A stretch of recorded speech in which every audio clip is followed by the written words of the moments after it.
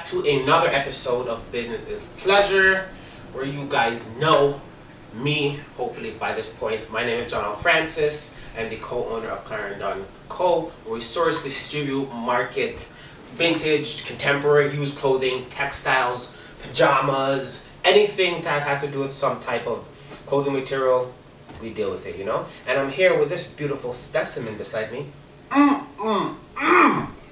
God damn! Colette Monique Liebert. She is my business partner. She's my wifey for lifey. And everything put together. And that's what we call business is pleasure. We mix business and pleasure. And so far, we're starting to get a lot of treasure. So things are going really, really well. This is your first time checking us out. Thank you guys so much for joining us. And the way we always start the show off is, hold on. For those who are actually watching this, don't act like you guys don't see the drip. I'm coming all dapper, okay? You know, had to change up a bit on you guys, alright? Thank you. I see you, okay. And for those that are just listening on audio, I'm wearing a really cool, I'd say like heather gray turtleneck with some really dope plaid dress pants. And I found this really cool vintage Eagle cowboy belt the other day, which Colette doesn't like, but she doesn't know style too tough, you know? I never said I didn't like it. You know, I can tell that she doesn't like it, because when I showed her it, she was like, She wasn't like overly excited. She was like, oh my god, babe, that's so cute. She was like, But, you know, I felt the hate, but it's okay. But the way we always start off the show is, how was your week? It was been good. I just started, so can't really complain much about that. I had a little bit of a hectic morning. It wasn't really hectic in like its actual sense. It was just hectic like mentally. But Well, what made it so hectic? I don't know. I just felt like anxious and like I had a really weird dream. And like I just woke up feeling kind of weird. But yeah, I cleaned the house and like I kind of like, you know, I don't know, fixed my surroundings and I felt a lot better after. Yeah, it's kind of crazy because I remember I used to read this book and I think it was about habits, and it's like you should always start like by accomplishing one thing in the morning. So it's like brushing your teeth. You know what I mean? Maybe it's just getting out of bed and making your bed. You know what I mean? And that makes you feel like somewhat accomplished. You know? So it's like, okay, well, that's knocked off. What else can I knock off? You know, I'm gonna eat good. I'm gonna work out. I'm gonna study. I'm gonna read. You know, I'm gonna go to work. So you know, I think it's always nice to have like those small victories, and that's when you get those really, really big victories. And it's kind of crazy though, because like it sounds almost ridiculous just to think like, yeah, I'm gonna clean my bed and that's gonna make me feel better. And it actually did though. Like, you know, the probability of you wanting to do something else now that makes you feel accomplished is good, because that feeling of accomplishment, it's addictive. You know, and you constantly want to be like, oh man, let me knock this out. Because there have been so much times where we're like, okay, well, like, you know, I have so much to do. And then you finish like all those 5 tasks and you're like, holy crap, like, I'm ready to go. I can do 10 more. Yeah, that wasn't that bad. Like, you know what I mean? So like, after you like kind of felt like, I guess like a bit sluggish in the morning, do you think that helped like by cleaning up the house, getting your stuff together? No, yeah, for sure it did. Like I cleaned the whole house and like, I mean, like an hour. And guys, don't let her fool you. Our house isn't that big. So when she said the whole house, like you know, like take it with a grain of salt. No, I cleaned the whole house in probably like an hour and a half. So like that's not that long. No, it's fine. And I felt great. Like I got like something really good accomplished. Now the house looks great. Yeah. I came in after picking. I was like, okay, dishes done, floor is swept. Okay, it smelled nice because like you must like sprayed or something or whatever. Yeah, got a candle going. She had a candle going, like, you know, Kyle's trying to take me to bed here and stuff, like, it's like 2 in the afternoon, guys, like, relax, a candle? Like, what's going on here? Relax, okay. You know, but yeah, that's really good, man. And how was your day? My day was good for the most part, you know, it's Monday right here now, so Mondays are like my picking days. I was off picking for a week because one of the warehouses was like shut down and everything. And that's one thing I really wanted to talk to you about as well. It's like, we should always be prepared for when instances like that do occur, and it's like, the warehouse is gone for 6 months. You know what I mean? Like, of course, like, I already have a system in place for if that does happen, because I have a huge list of places that we can look at, and also we have other resellers that we can always buy from, and also the whole Value Village and everything. So I think it's always good to almost be prepared for the worst case scenario, you know? I think sometimes we kind of forget about that. It's like, okay, yeah, things are going good now. Like, yeah, we have numerous places to source from. Like, yeah, all the clothing that we're picking is popular. But what's going to happen when it's like, okay, well, people don't really care about windbreakers anymore. People don't really care about Lululemon leggings anymore, you know what I mean? How are we going to properly like transition into something new so our business does stay relevant and we aren't stuck in like such a precarious situation, you know what I mean? But yeah, so like when the warehouse was closed, it made me think. It's like that's business. That's business. You literally can't be dependent on any one thing. You know. Anything could happen. Yeah, any and everything usually does happen. You know what I mean? Yeah. And I think it's kind of cool too, like the way we pick our events. It's like, okay, well, we kind of realize, hey, like some of these events weren't working out for us, and some are. How did we even start picking our events anyway? Like, how did that come about? Honestly, like I think like generally we do a lot of like research without actively knowing that we're doing research. Like a lot of the times when, let's say for example, like we come across like, it depends on the type of event, but let's say it's like a sneaker type of like hype event, right? And like a lot of times we'll come across it through like Instagram. I think like the first thing we do is we see how many followers that actual Instagram account has, and like if they have like a smaller amount of followers, it's gonna be more of like a local event.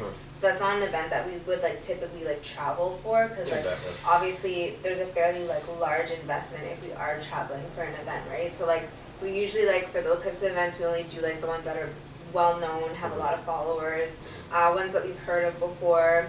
Ones that like there are like other companies that sell like items that are like either similar to ours or like complementary to ours. So, like sneaker and like our high end streetwear kind of complements with that. And like vintage is mainly like the demographic.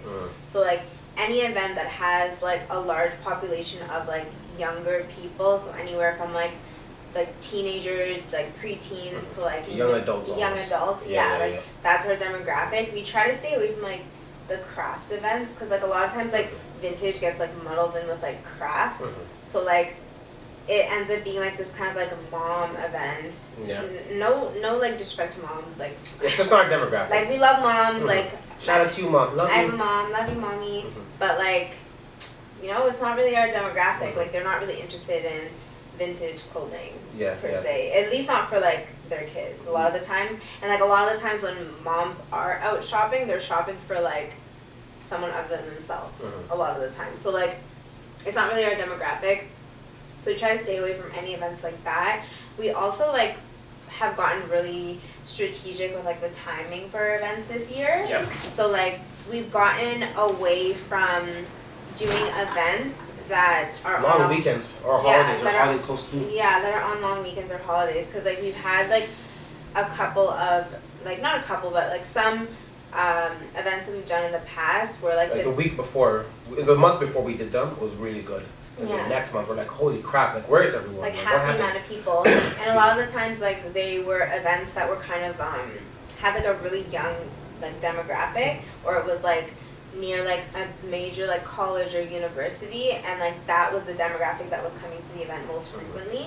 And then when they're on weekends, a lot of the time like people who are away like for school, like if they live on campus, like if it's Thanksgiving or like a long weekend or even like reading week, stuff like that, people are gonna go away. Or they're gonna go either back home to their families, or maybe they may take like a little trip or whatever. A lot of the time like the population of students that are there just decreases fairly significantly. And it's kind of crazy how you're bringing that up the time of year, because for us to understand that and like to really realize that pattern, we actually have to more or less fail that first time. You know what I mean? Like we had to do it and be like, okay, this event isn't working for us this time because due to these other variables that are in place. You know? And I think sometimes like, unfortunately, you kind of have to do a little bit of failing sometimes so you can be successful in the long run. Because we sat down and we looked over like some the 613 fleet, and we're like, hey, like this event is great.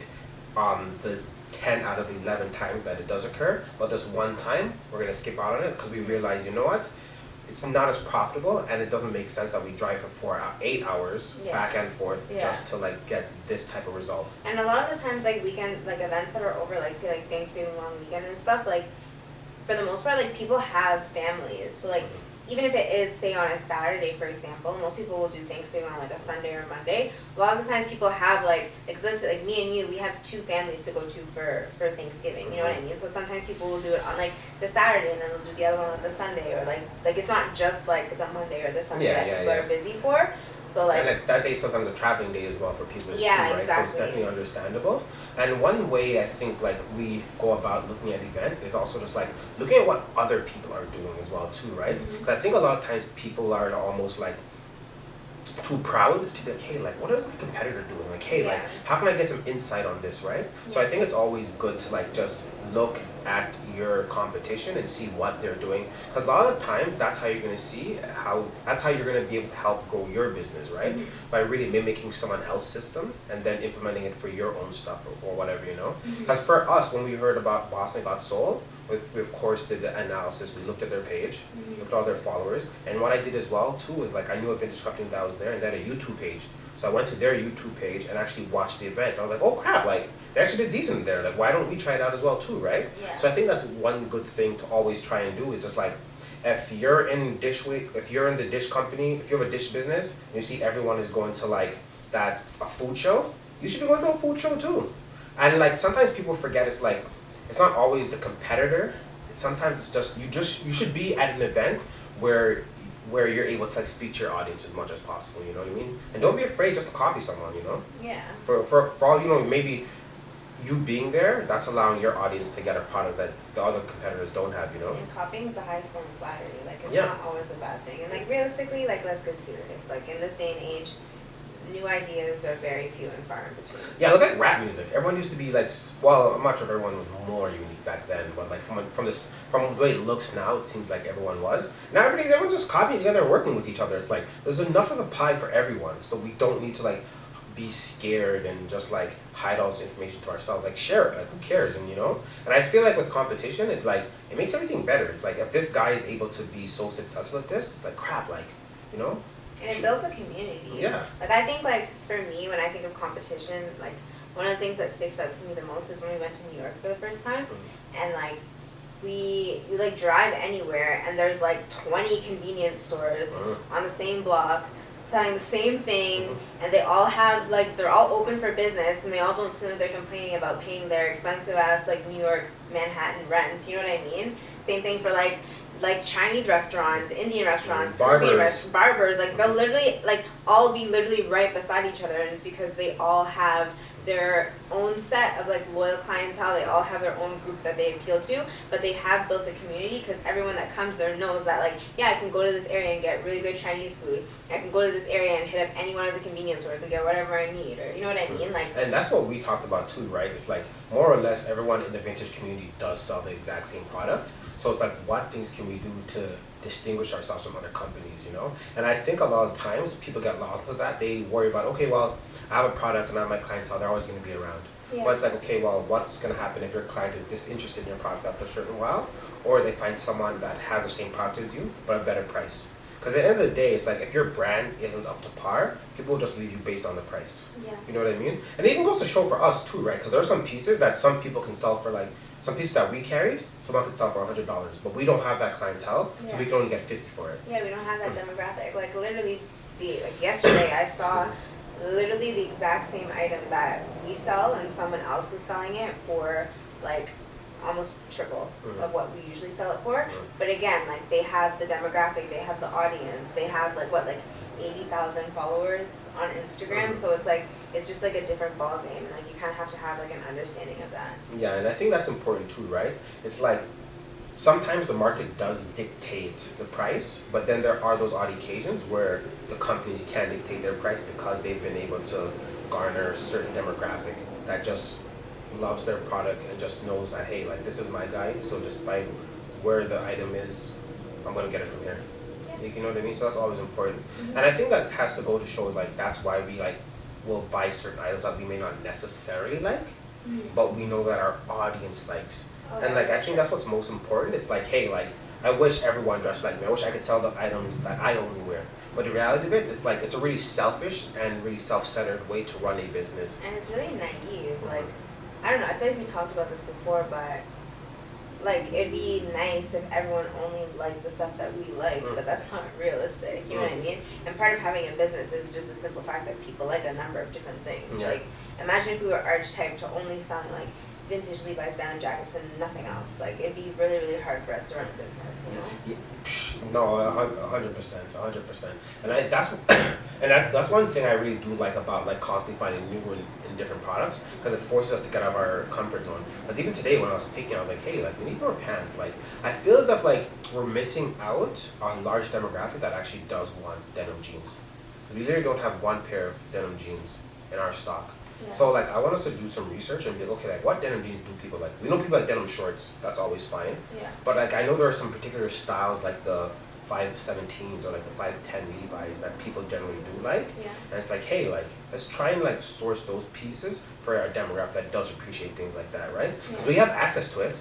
Now it's just understanding the market and just trying to give them that product that they do like. And I think it's definitely something that we could expand out to kind of be interested in, or like at least attempt to like see if people have some sort of interest in it, because I feel like we're basing our perception of like whether people like denim jeans from what we initially saw when we first started our business, which are like completely different ball games, right? Because when we first started it, we weren't doing apps, like we barely had, like we had a website, but who cares? Like, you know what I mean? Like, you know what I mean? Like, there's lots of things that we weren't doing, so I think like it'd be a really, really good idea to like try out jeans again and see how that works. Yeah, but I think this time we kind of have a better understanding of like how to do our research and how to look at piece that people do really like, right? Yeah. Because I remember we had some jeans last year, and they ended up selling, but I think they ended up selling at events. At events. It's not necessarily online, right? But the thing I've realized, if people buy it at an event, they're gonna buy it online. Yeah. Yeah, for the most part. Of course, there are some pieces that are a bit harder to buy online. Like, for instance, like a dress. Like, you know what I mean? Because some girls like a specific type of fit, especially if it's fitted or if it's too oversized or something like that. And then jeans as well, too, right? Because I'm sure, like, a lot of women as well like jeans that fit a particular style. I think anything that's supposed to have, like, a proper fit is difficult to buy online, especially for, like, your average buyer. Because, like, there's a lot of people that will shop online, but they have that, like, idea in their head. They're like, I understand that this is not made specifically for me. If it doesn't fit perfectly, I'm probably gonna have to get it altered. You know what I mean? Or probably gonna have to get something changed or whatever. But I don't think a lot of shoppers are like that. That's though. what I mean. Yeah. Like, I remember, I first remember that show, What Not to Wear. Yep. They gave you some really insightful information about that. That's where I first got that from, because it was like people always think that you can just like shop and pull anything off a rack and it's supposed to fit you perfectly, but they're made for like stock sizes. They're not made for like real people. And like everyone has a different body type, so everything's gonna fit every person differently. So like the idea that you're gonna buy something that's gonna fit perfectly is kind of like naive, right? Like you should expect to get something altered, but like I try to encourage that in our prices. So like keeping our prices affordable. So like if someone does want to buy it, they can have that idea in their head, like, hey, like I'm gonna buy this. We may have to get it altered for like $10, but at least it's not that expensive to begin with. And I think that'd be a great selling point for some of our clientele as well too. Like, oh, it doesn't fit like this, and it's like, well, you know how clothes are made, fit one body type. Don't be afraid to get it altered. You know what I mean? And I think the good thing about vintage pieces is that like it's already old, so you know it's gonna last the test of time. Yeah, it's already lasted how long? Like, right? So it's gonna last for another 10, 15 years, right? So to go and get it altered, you're only benefiting yourself, and for like to have a perfect fit. It's amazing when you have a pair of pants, you just slip right in, and like, holy crap, like this is perfect. I can move, it's durable. I feel amazing. And I think the fact that the quality is there, the incentive is there to get it altered. Because like myself personally, like if I buy something from H&M, I'm not getting that altered. No disrespect to H&M, but like. I'm expecting it to only last maybe like 10 wears. Yeah, like not 5 even. washes. Yeah, like I'm not getting it altered because I know it's not gonna last that long. But at least something with like vintage, it's really good quality. Like you can get it altered and know that it's still gonna last you forever, right? No, 100%. That's what's really important. And also, even the idea of like us like not necessarily buying products that we like.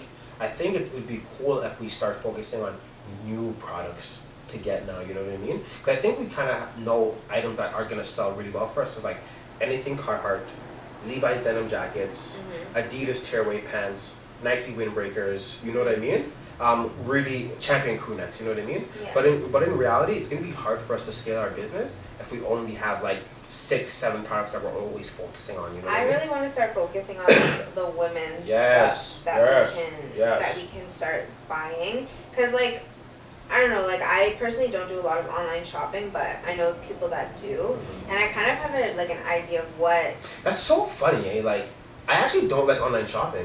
No, I don't. But we run an e-commerce business. Yeah. I think that's so ironic because for me personally, I can understand the customer or the client that doesn't feel comfortable getting something and it not fitting and then being annoyed about it, that having to go through the return process or the refund process, you know what I mean? For me, I personally like feeling something and trying it on. Like, I'm in between because I like. Unless it's something small, let's say it's like a belt or something, or like maybe like for you like a purse or like a wallet, like whatever. I'm in between because I like seeing it in person, but I don't try stuff on. Like I don't try stuff on? No. Oh, I try stuff on. I only try stuff on if I absolutely need to. Like jeans, obviously. That's about it. Like. And also it depends on how long the line is. And it to the depends. change room. If it's more than 3 people, no. And it depends on the store too. Like if I know, and that's the thing that's a little bit difficult with us because like we don't have a store size because our stuff is vintage. It's from a number of different places, different eras even. So like, it's like if I'm buying a dress from H&M, I know how it's gonna fit. If I'm buying a dress from like Forever 21, I know how it's gonna fit. But like I don't know how a vintage like Adidas windbreaker is gonna fit. And to go back to what we were talking about like 2 podcasts ago, and that's why I agreed with you about it. I think it would be good to have measurements. Yeah. But again, it's just like it's not gonna be as efficient for us. You know what I mean? Yeah. So each time we're gonna have to find the product. Or like trying to create a folder. Honestly, like I don't know how. Like if you're a buyer, if you're a shopper, if you're an online shopper, I encourage you to ask for measurements. Yeah, like yeah. please do. Like I would rather you ask for a measurement than you get the item and then you're messaging us a week later saying like, oh, it doesn't fit. But it's like you had an opportunity to ask for measurements. You know what I mean? So it's kind of like we're both kind of stuck in a hard spot. So just ask for measurements. Save yourself. See, this is why we need an employee, man. If we had an employee, it'd be like, yo, go measure that for us, please, so you can get this done.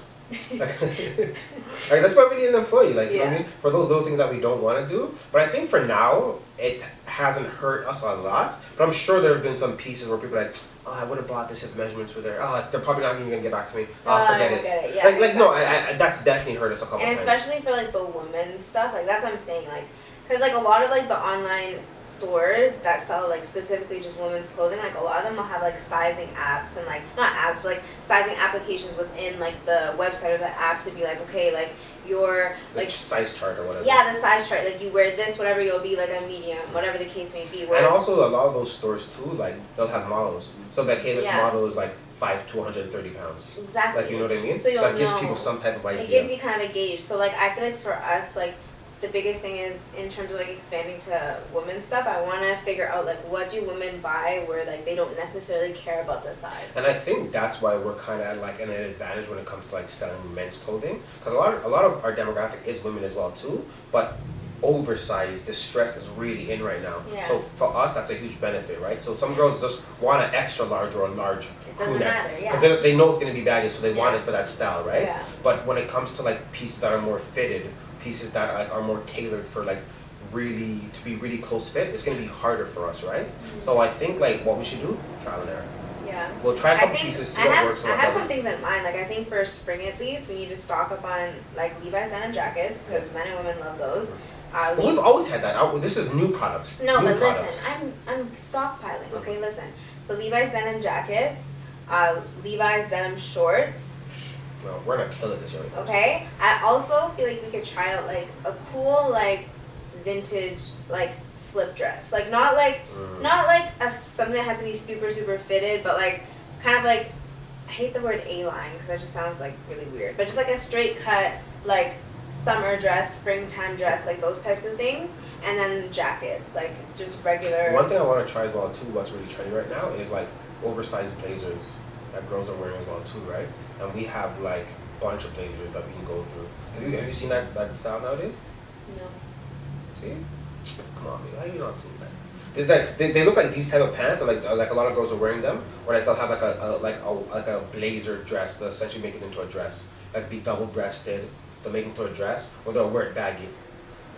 You've never seen that before yet, eh? Yeah, it's a trend that's really happening right now. It's been happening for like the last couple of months now, but something that's starting to grow and become more popular, especially when it comes to springtime. They can wear it as a dress. They could wear it as like a jacket just to throw things over. So yeah, I think we have so many different options to choose from. We just need to try them out and see if they work. Yeah. Like we could even like when we go picking, like just pick up like let's say you want to try out the blazer, pick out like one cool blazer, post it, see if people are interested. If not, move on. And I think that's one of the best things about working in the vintage realm as well too. It's like it's not a huge loss if you buy like a $5 blazer and it doesn't sell. You know what I mean? Of course it's annoying because we took a picture of it, we tried to find it and everything and it didn't work out. But I would rather us try, fail, and then move on, move on, you know what I mean? And I think sometimes even with the products, it's also not the product itself, but it's how the product is presented, you know? Yeah. But I think that blazer idea is probably going to work a lot better if we had a model. And I think the dress idea you have is going to work a lot better if we had a model, you know what I mean? But again with us, it's that like, we're about efficiency, and it's hard for us to be like, oh yeah, Sally Joe, do you mind come modeling 50 pieces for us? And every time I have to call Sally Joe to do that. Like every week? Every week. Yeah. But I think like that would be a huge advantage to us in terms of like expanding the business and being okay. We could also do like photo shoots with certain looks, and then post whatever, like individual, like say you have a photo shoot of like a girl wearing a blazer as like a dress, and then a girl wearing a blazer as like a shirt, whatever, right? And then we actually post those pictures, but we also have that like styled picture on like, let's say like our Instagram or like wherever, or even like not necessarily as part of the picture, say under an app, because I feel like that would get too confusing. Yeah, of course. But like, let's say if. But this sounds like just content rather than for like actually selling the clothing you're going. No, it would more so work for Instagram, not necessarily like our other selling apps, but like we would have styled pictures of the blazer on someone. So when we post the blazer, like any girls that are watching, say, our story or on our page would like. Or they have an idea, like, oh, you can rock it like this, you rock it like that. Yeah, no, most definitely. But it wouldn't work on our apps, obviously. So I'm going to go out on a limb right now and ask you if you have any last words before we head out of here. No. Okay, cool. My guys are. Yeah. All Colette does is use me for food. No, Sometimes I it's really hurtful and makes me sad. She's literally the greediest person I've known in this world, and she gets mad at me when I don't cook her meal at a particular time. Guys, she's so bossy and so mean at times. You guys don't even know what I have to go through when it comes to her and her appetite. All right. Okay, thank you guys. Like what? Thank you guys so much for joining us for another episode of Business is Pleasure. Have to air out my dirty laundry like that? No, it's funky. if you guys have any questions, if you guys are just wanting to hit us up, feel free to hit us up in DM or in the comment section. Thank you so much for joining us on another episode of Business is Pleasure. Until next time, peace. Bye. Nice, good job, Lena. You're rude. I'm tired of it. I'm glad we cannot trust